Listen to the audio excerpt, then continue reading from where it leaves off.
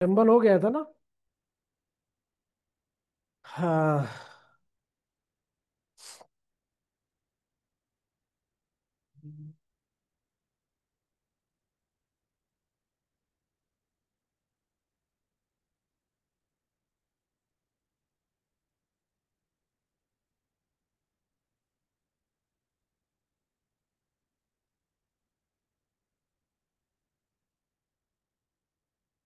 Union and it's territory. संघ और उसका राज्य क्षेत्र। तो यहाँ पे पहले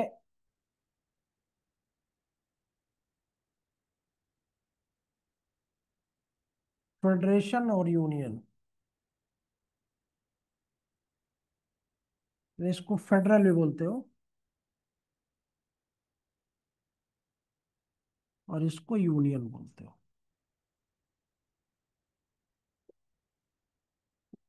हम्म। जैसे कभी कभी होता है कि सेम ड्रेस अगर बच्चों में आ जाता तो बच्चे उसको लेने से इनकार कर देते हैं, है ना। कभी कभी होता ना, एक ही कलर का एक ही उसमें अगर आ गया तो बच्चे उसको रिजेक्ट कर देते, हम नहीं लेंगे इसको। और महिलाओं में खासकर अगर एक ही सेम ड्रेस किसी ने घर में पहन लिया, एक ही कलर का, तो तुरंत चेंज। तो फेडरल और यूनियन के संदर्भ में भी यही हुआ था डॉक्टर भीमराव अंबेडकर जी के रेफरेंस में। जब संविधान लिखा जा रहा था तो इस पे भी चर्चा हुई थी कि हमारा संविधान कैसा होना चाहिए। तो उन्होंने कहा कि अगर हम फेडरल रखते हैं तो एक समस्या आएगी। फेडरल में समस्या ये आती है कि जो हमारा फेडरल सिस्टम होगा वो राज्यों की सहमति से बनेगा, यानी कंसेंट ऑफ द स्टेट। और उनको जब भी वो चाहेंगे अपने आप को सेपरेट कर लेंगे, क्योंकि ये बात कहाँ के संविधान में है? अमेरिका के संविधान। तो उसका नाम यूएसए क्यों पड़ा पता है आप लोगों को? हाँ। नहीं, ये क्यों पड़ा? यूएसए क्यों पड़ा, यहीं से बात शुरू हो जाती है। यूनाइटेड स्टेट ऑफ अमेरिका, यानी जो राज्य आपस में यूनाइट हुए हैं, संयुक्त हुए हैं, जुड़े हुए हैं जब साथ में, तब जाके ऑफ अमेरिका, तब अमेरिका का अस्तित्व आया। तो अब हम अगर अपने यहाँ वही फेडरल सिस्टम रख लेते हैं तो हमें भी, अगर, क्योंकि हमारे देश में तो और समस्या थी। पंजाब कहता ना हम पाकिस्तान के साथ जा रहे हैं, तमिलनाडु कहता ना हम श्रीलंका के साथ जा रहे हैं, कश्मीर कह रहा ना हम पाकिस्तान के साथ जा रहे हैं। तो बहुत समस्या थी। तो अब वहां पे अंबेडकर जी ने सोचा कि अगर हम इनको फेडरल बोलते हैं तब तो पूरा तहस नहस हो जाएगा। तो उन्होंने तुरंत पाला बदला और उन्होंने कहा कि नहीं, यूनियन होगा। अब यूनियन आप लोग समझ रहे हो कि यूनियन में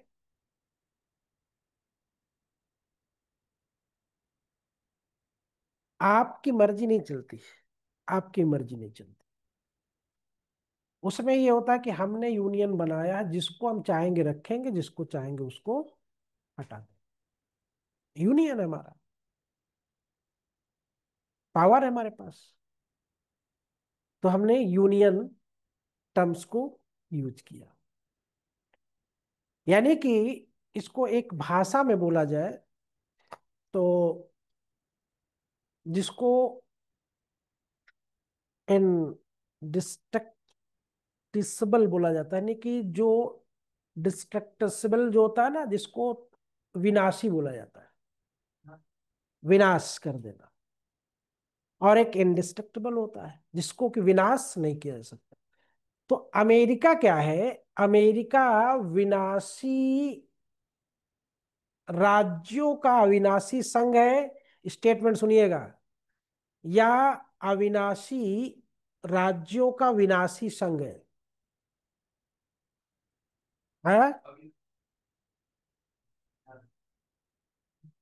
नहीं, विनाशी राज्यों का नहीं है, अमेरिका नहीं है ना, अविनाशी राज्यों का विनाशी संघ है। अब पहले हमको ये बताओ, विनाश क्या होता है? डिस्ट्रक्ट डिस्ट्रक्शन होता है ना, डिस्ट्रॉय कर दिया पूरे तरह से, है। हाँ, तो जब राज्य अलग हो जाएगा, तो बनी सी बात है कि जैसे ये दीवार बनी है ना, जैसे दीवार से ईंटें हटा लो बीच की, क्या हो जाएगा? डिस्ट्रॉय हो जाएगा पूरा। तो अमेरिका क्या है कि वो अविनाशी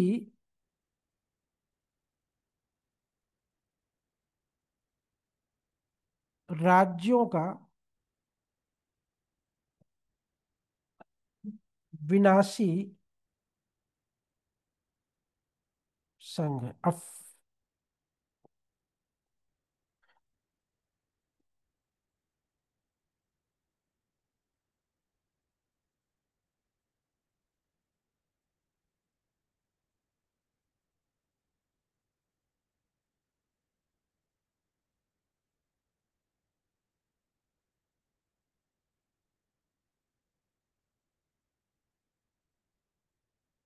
इंडिस्ट्रक्सिबल, इंडेस्ट्रक्टिबल, इंडिस्ट्रक्टिबल। और भारत क्या है?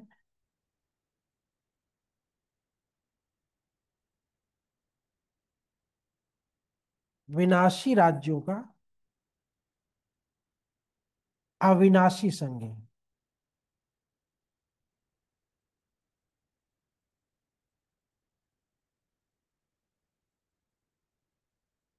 यानी कि ये destructible state of the union, नहीं, बाय इंडेस्ट्रक्टिबल यूनियन। समझ लो जाना फिर अभी 2 मिनट। यानी कि ये अविनाशी राज्यों का विनाशी संघ है, और वो विनाशी राज्यों का अविनाशी संघ। तभी आप 1956 में कितने राज्य थे? 14, 14 राज्य थे। आज कितने हो गए? 28। और 8 यूटी, यूनियन टेरिटरी। तो ये तो वहीं पे है, यूनियन तो हमारा बना हुआ है ना। लेकिन यहाँ पे क्या हुआ? राज्यों को हमने कई को विनाश किया, कई को नया बना दिया। विनाश तो कम ही हुआ है, लेकिन उनको काट छांट के बना दिया। जब चाहे जिसका अस्तित्व चाहे समाप्त कर दे। अमेरिका में क्या है कि राज्यों को नहीं छेड़ सकते आप। अगर इनको आपने छेड़ा, इनका विनाश करने की सोची थी, भाग जाएंगे। और जब ये भाग जाएंगे तो अमेरिका क्या हो जाएगा? उसका अस्तित्व ही समाप्त हो जाएगा। ये इसका मेन कॉन्सेप्ट है। आप जा सकते हो, ठीक है। इतना कॉन्सेप्ट मन में रख के जाना, विनाशी अविनाशी सोचते हुए। अब बात फेडरल सिस्टम में हमने क्या रखी? अविनाशी राज्यों का विनाशी संघ, और यूनियन में हमने रखा विनाशी राज्यों का अविनाशी संघ। हमारा देश, हमारा सिस्टम कैसा है? संविधान हमारा फेडरल है। सिस्टम में हम दोनों तरह के हैं, फेडरल भी है, यूनियन भी है। और फेडरल सिस्टम इसलिए जरूरी होता है, उसमें राजनीतिक और प्रशासनिक दोनों इकाइयों का तालमेल अच्छा होता है फेडरल सिस्टम में। ठीक है। तो उसमें भी, संविधान में भी होता है कि यूनिटरी है या फेडरल है। तो हमारा दोनों का हम लोग आनंद लेते हैं। हम नहीं, अर्थ संघात्मक भी नहीं है, संघात्मक है। संविधान आपका क्या है, संघात्मक है, लेकिन हम समय समय पर क्या होते हैं, एकात्मक हो जाते हैं। वो क्यों होते हैं, उसके पीछे भी कई लॉजिक है, और कहाँ कहाँ पे हमारा वो करना जरूरी है। अगर वो हम ना करें तो हमारा ये जो यूनियन है वो डैमेज कर जाएगा। जैसे अभी कल एक केस लिखाया था ना आप लोगों को, जिसमें गवर्नर के पावर को, हाँ, कंट्रोल किया था ना, तो उसमें हुआ था। तो कहने का मतलब कि यहाँ पे हमने राज्यों को बहुत ज्यादा महत्व नहीं दिया है। ठीक। इतनी बात समझ में आ गई, हमारा सिस्टम कैसा है, फेडरल है, लेकिन आवश्यकता पड़ने पे हम यूनिटरी भी हो जाते हैं। और हमारा फेडरल की जगह हम यूनियन शब्द का प्रयोग करते हैं। ठीक है। क्यों करते हैं ये भी पता हो गया कि भैया हम फेडरल क्यों नहीं यूज करते, हम यूनियन क्यों। फेडरल हम इंटरनल उसमें करते हैं, इंटरनल मतलब सॉफ्टवेयर में, सॉफ्टवेयर में हम फेडरल है। हमारी सारी शक्तियां क्या है, बटी हुई है, केंद्र की अलग, राज्य की अलग। लेकिन फिजिकली, भौतिक रूप में हम यूनियन में हैं। ठीक है, हम फेडरल में नहीं है फिजिकली। अगर उसमें भी फेडरल लगा देंगे तो फिर राज्य कहेंगे जा रहे हैं हम, नमस्कार, आगे मिलेंगे फिर, है ना। तो नहीं है। बात समझिए। अब देखिए आर्टिकल 1 क्या कहता है, बेरक तुलाई नहीं होगी, लाओ, किसी के पास है बेरक। भारत राज्यों का संघ होगा ऐसा नहीं लिखा उसमें। इंडिया दैट इज भारत, यानी आपके देश का नाम दिया गया है, इंडिया दैट इज भारत। आपके देश का नाम कभी कभी प्री में पूछ लेता है कि आपके देश का शुद्ध शुद्ध नाम क्या है। अब शुद्ध शुद्ध नाम मतलब, कोई हिंदुस्तान बोलता है, कोई भारत बोलता है, कोई स्वतंत्र भारत बोलता है ना, और कोई भारतवर्ष बोलता है। ऑप्शन में देता है वो, ऑप्शन में ये भी रहता है इंडिया दैट इज भारत। तो ये भारत क्या है, भारत राज्यों का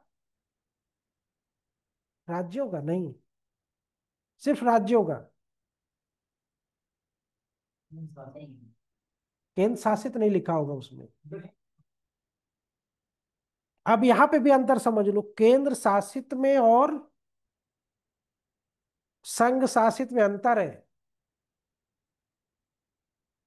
केंद्र शासित और संघ शासित में भी अंतर है। अब वो क्या अंतर है, केंद्र शासित का मतलब जब आप लोग बोलते हो तो इसका मतलब ये होता है कि जो प्रेजेंट की गवर्नमेंट है, क्या उसके नियम कानून के अकॉर्डिंग वहां का शासन चल रहा है, नहीं। तो इसलिए केंद्र बोलना गलत होता है, केंद्र शासित, उसको संघ शासित बोला जाता है। अब संघ शासित क्यों बोला जाता है, क्योंकि उसमें अपोजिशन भी शामिल होती है। अगर मान लो लक्षद्वीप के लिए कोई कानून बनाया जाएगा तो उसमें अपोजिशन भी शामिल होगी। ठीक। तो इसलिए संघ शासित बोलना शुद्ध है, केंद्र शासित बोलना सही नहीं है। हाँ, रूल वो तो वही करती है ना भाई, प्रशासकों की नियुक्ति, उपराज्यपालों की नियुक्ति वो तो वही करती है। लेकिन वो राज्यपाल कौन सी शक्तियों का प्रयोग करेगा, वो संसद बताती है, पार्लियामेंट बताती है। तो इसलिए उसको यूनियन रखा गया है। तो इसमें जब आपका देश आजाद हुआ था तो इसमें राज्यों की जो संख्या थी वो मैंने बताया कि 18 थी जब आजाद हुआ था। तो उसमें ये श्रेणियों में बटा हुआ था, का, खा, गा, है ना। और घा और दा, नहीं आबा सादा करके ऐसे था। तो एक में 10 थे, एक में 8 थे, और फिर दा में शायद एक था। इनको सबको सेवेंथ अमेंडमेंट 1956 के द्वारा सबको समाप्त कर, श्रेणियां खत्म करके सिर्फ दो श्रेणियां रखी, एक राज्यों की और एक संघ शासित राज्यों की। फिर उसी में टाइम टू टाइम चेंज हुआ। अभी एक सवाल भी शायद आया था आप लोगों के पीसीएस प्री में, राज्यों की स्थापना का क्रम आया था, आया था, आया था ना। अभी हम भी करवाते हैं।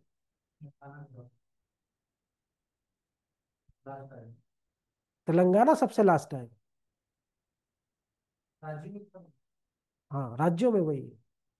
उसमें 4 ऑप्शन दिए थे ना। पांडिचेरी भी शायद था क्या, नहीं पांडिचेरी नहीं था। कौन कौन थे याद है? हाँ, और 4 ऑप्शन दिए थे, चारों को 1 2 3 4 करना था, नहीं पहले पहले पहले। तो 2014 तेलंगाना में, लेकिन 2014 के बाद जब हम पूरा ये चैप्टर पढ़ते, चैप्टर 1 है ना, पार्ट 1, चैप्टर नहीं, भाग 1, आर्टिकल 1 से 4 तक, ठीक है।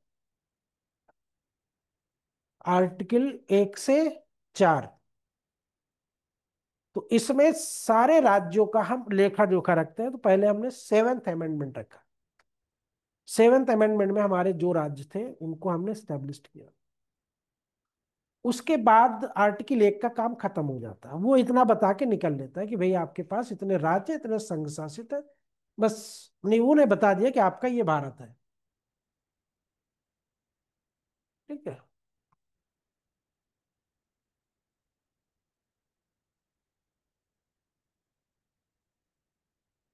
वो ये कह के बता के भाग जाता है, ठीक है। इसके बाद आर्टिकल 1 का काम खत्म हो जाता है। आर्टिकल 2 आता है। आर्टिकल 2 क्या कहता है? आर्टिकल 2 और 3 जब आप पढ़ते हो तो दोनों में कुछ अंतर नहीं समझ में आता। आर्टिकल 2 में नए राज्यों का गठन, स्थापना, प्रवेश, प्रवेश और एडमिशन नहीं है, एस्टैब्लिशमेंट यानी गठन उनका, नए राज्यों का प्रवेश या स्थापना, ठीक। अब यहाँ भी फिर कंफ्यूजन होगा। फिर आर्टिकल 3 में क्या लिखता है?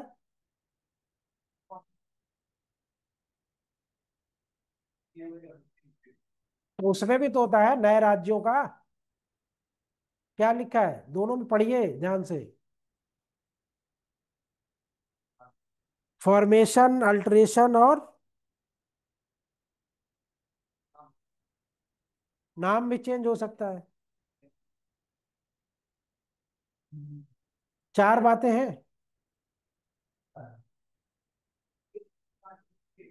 वो अभी हम बता रहे हैं, पहले बात समझो। 2 और 3 में अंतर क्या है? तो वहां पे भी क्या स्थापना वर्ड नहीं यूज किया, प्रवेश वर्ड नहीं यूज किया, फॉर्मेशन। हिंदी में क्या है फॉर्मेशन का? निर्माण।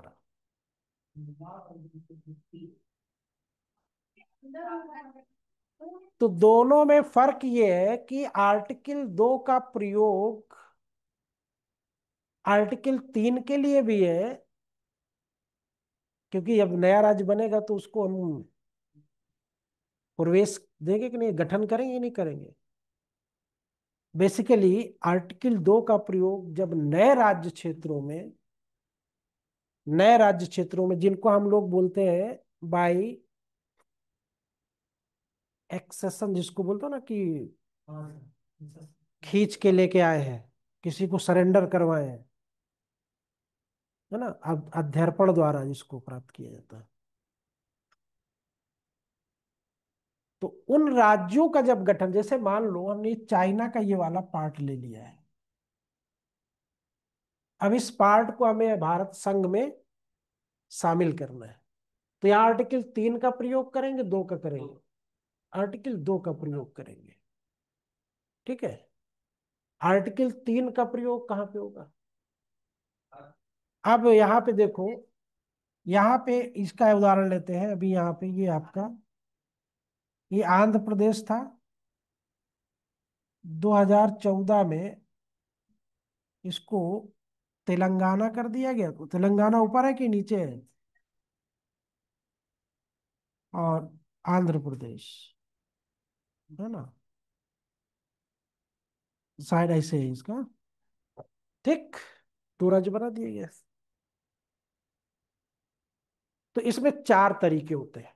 पहला तो ये होता है कि किसी एक राज्य को उसके 2 भाग कर दें, 2 पार्ट्स में डिवाइड कर दें। या तो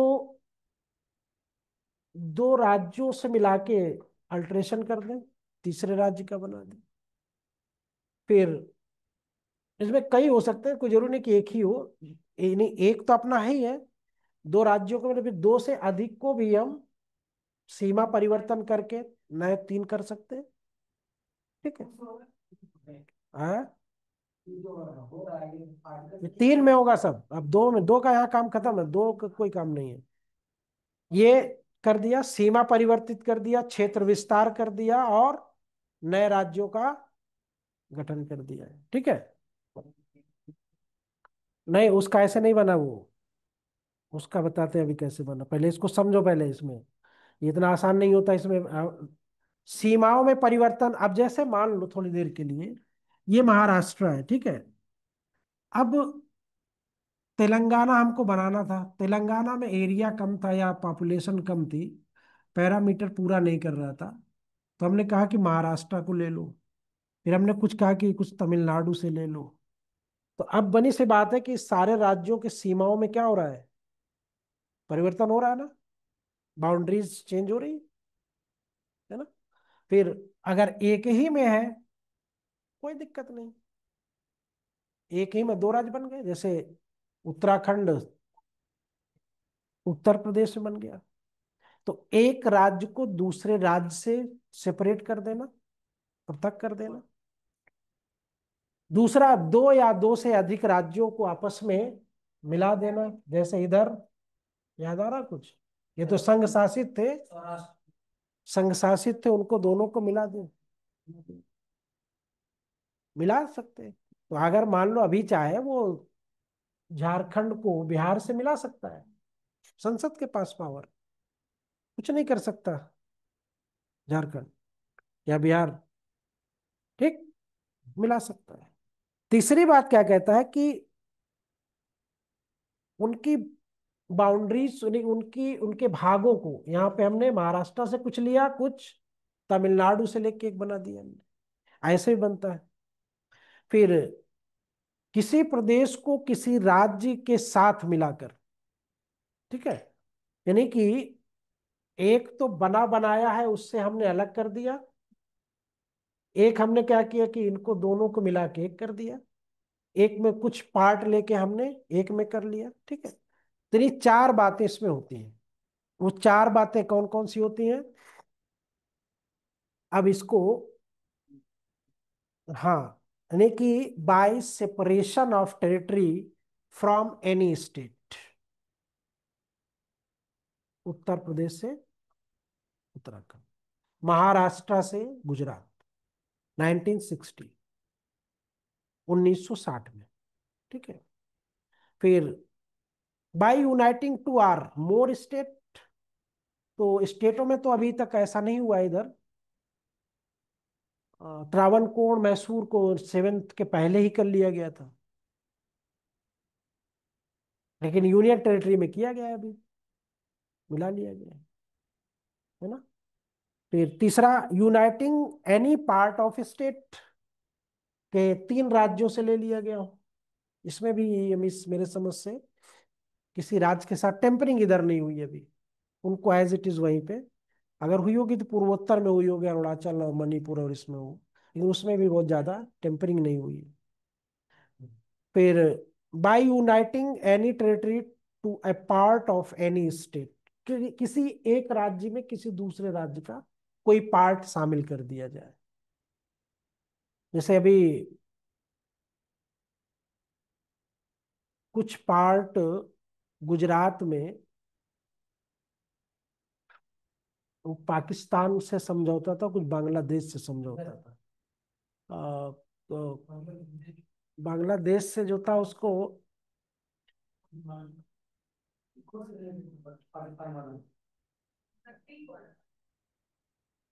सरक्रिक वाला इधर बांग्लादेश वाला था, उसको अच्छा नाम उसका था। उस विवाद को अभी 2016 में या 19 में किया गया। यानी जो पार्ट बांग्लादेश का था उसको हमने दे दिया, और जो बांग्लादेश का था उसको हमने ले लिया।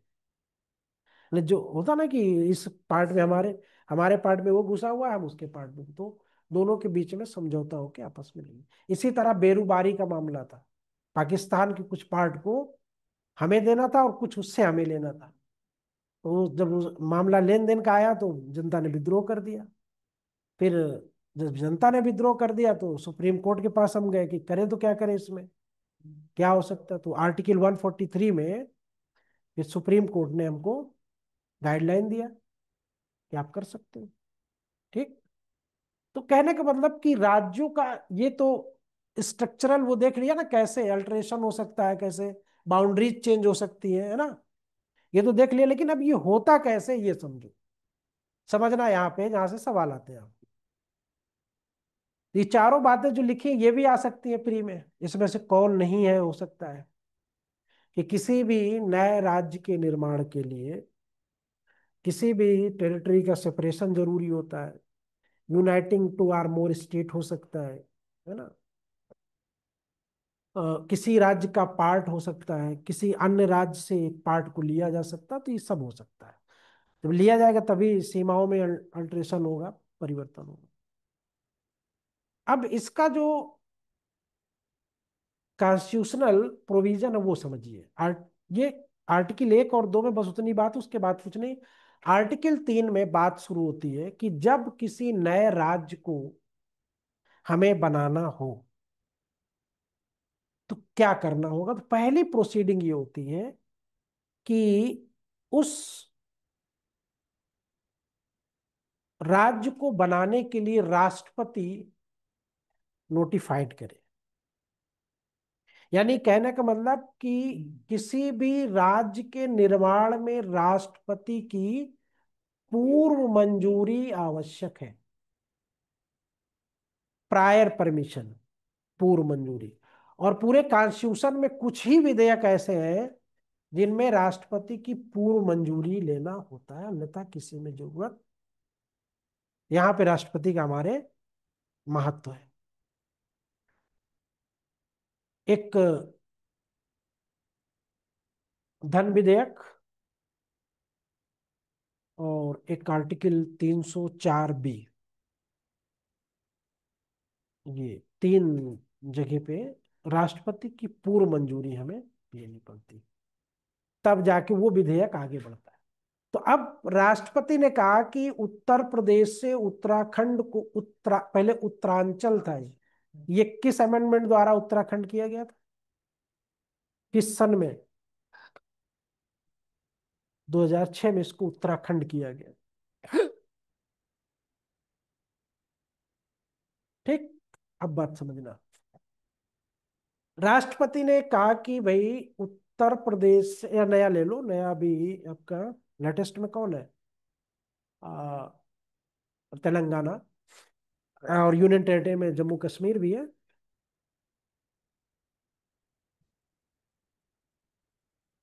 वो तो 2000 में हुआ था ना, ये तो अभी 2014 में हुआ है। 14 साल बाद बना तेलंगाना, लेटेस्ट। तो राष्ट्रपति ने कहा कि आंध्र प्रदेश से हमको तेलंगाना पृथक करना, उन्होंने पूर्व अनुमति दे दी। जब पूर्व अनुमति वो देते हैं तो विधेयक कहाँ पेश होता है? पार्लियामेंट में, लोकसभा में जाएगा। राज्यसभा में जा सकता, कोई जरूरी नहीं, जहां पे जैसी सिचुएशन।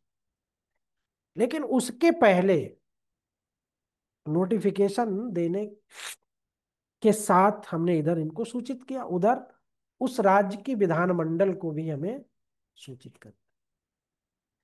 अब जो जो राज्य उससे प्रभावित होंगे, अगर वही राज्य है तो आंध्र प्रदेश विधानसभा को भेजेंगे। लेकिन अगर महाराष्ट्र का क्षेत्र भी लेना है, तमिलनाडु का क्षेत्र भी लेना है, तो दोनों विधानमंडलों को हमें भेजना होगा। जैसे घर में अगर दो तीन लड़कों की शादी हो साथ में, तो एक से पूछोगे कि सबसे पूछोगे? सबसे पूछा जाएगा ना। तो वहां पे सबसे वो राष्ट्रपति बोलता है कि भाई देखो ऐसी ऐसी बात है, और आपका जो है राज्य निकाल के इतना कम करके आपको वो सब लिख के भेजता है। अब वहां पे उन राज्यों के पास दो विकल्प होते हैं। या तो वो with in the time, sir आया तो नहीं है, या तो वो with in the time yes या नो कर दे।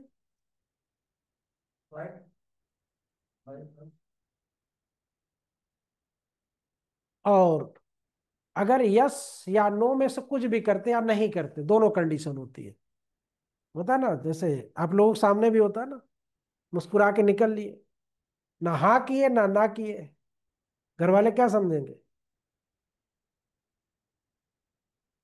मानेंगे कि हाँ सहन। तो अगर भेज देता तो अच्छी बात है। अच्छी बात ये होती है कि मानना ना मानना उस संसद के ऊपर है। प्रेसिडेंट अब उसमें कुछ नहीं कर सकता। यानी कि कर सकता मतलब कि उसने कहा कि भैया ये कह रहे हैं कि नहीं बनना चाहिए, उन्हें भेज दिया। अब पार्लियामेंट क्या कहती है राष्ट्रपति को कि नहीं बनेगा, वो कुछ नहीं कर सकता। कहेगा ठीक है बना के दो, हम साइन कर देते हैं।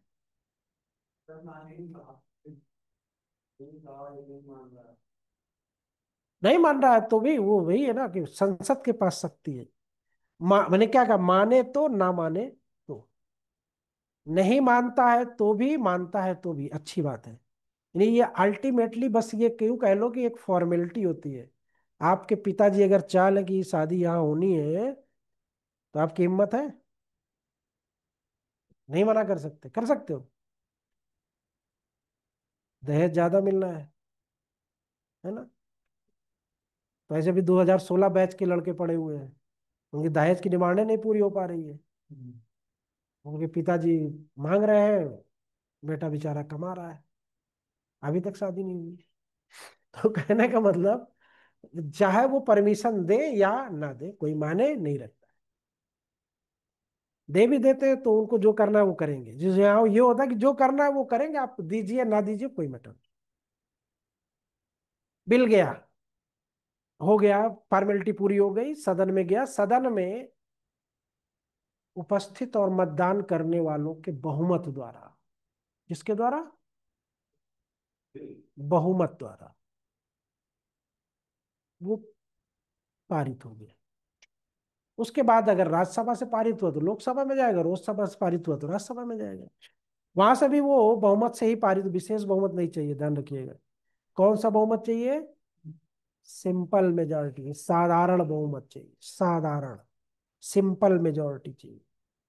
सिंपल मेजॉरिटी मिली, पारित। अब राष्ट्रपति की साइन तो एक फॉर्मेलिटी है ना, क्यों? क्योंकि उन्होंने तो पहले से ही अनुमति दे रखी ना, तो अब तो वो तो ना नहीं कर सकते ना। किसी काम में आपने पहले यहाँ बोल दिया है, तब उसमें आप ना करोगे, नहीं निकालने ही पड़ेंगे, गिरा के मारेंगे वहीं पे। हैं? अग्नि के साथ फेरे नहीं लेंगे, कैसे नहीं लोगे? बोलो, पहले तो ना कि हाँ किए थे ना, अब कैसे ना कर सकते हो? मतलब राज्यों, तो यहाँ पे राष्ट्रपति फिर वो सिंपल साइन कर देता है, और जैसे साइन करता वैसे वो राज्य बन जाता है। ठीक, बात समझ में आ गई? तो राज्य कैसे बनते, ये इतनी से प्रोसीडिंग होती है। अब सिंपल मेजॉरिटी, साधारण बहुमत क्या होता है? अब इसको आप लोगों को समझना होगा, क्योंकि पढ़ तो सभी लेते हैं। साधारण बहुमत का मतलब यही समझते हैं कि जितने उपस्थित हैं उनका 50+1, जितने उपस्थित हैं उनका, ये नहीं कि जितने हैं उनका, जितने हैं उनका, वो फिर पूर्ण बहुमत में चाहिए। तो सिंपल, तीन तरह की मेजोरिटी होती, तीन क्या बल्कि चार कह लो। एक सिंपल होती है, एक फुल होती है, एक फुल होती है, एक स्पेशल होती है, और एक स्पेशल प्लस आधे राज्यों का रेटिफिकेशन होता है। ये चार तरह की मेजोरिटी होती है। ठीक। अब ये चारों में अंतर क्या है, कल पढ़ के आना आप लोग, तब हम बताएंगे चारों में अंतर क्या होता है।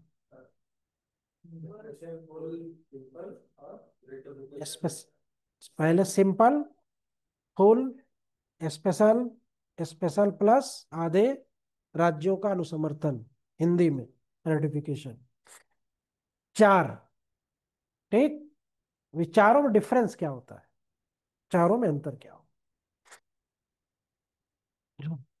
इसको कल समझाएंगे आप लोग। हाँ, इसको अभी करवाएंगे ना, अभी तो इतना आपको बता दिए हैं। अभी करो, अगर देखो इंग्लिश पूछते हैं सर आते तो आते, नहीं फिर अभी हम आते फिर इसको पूरा कराते हैं, ठीक है।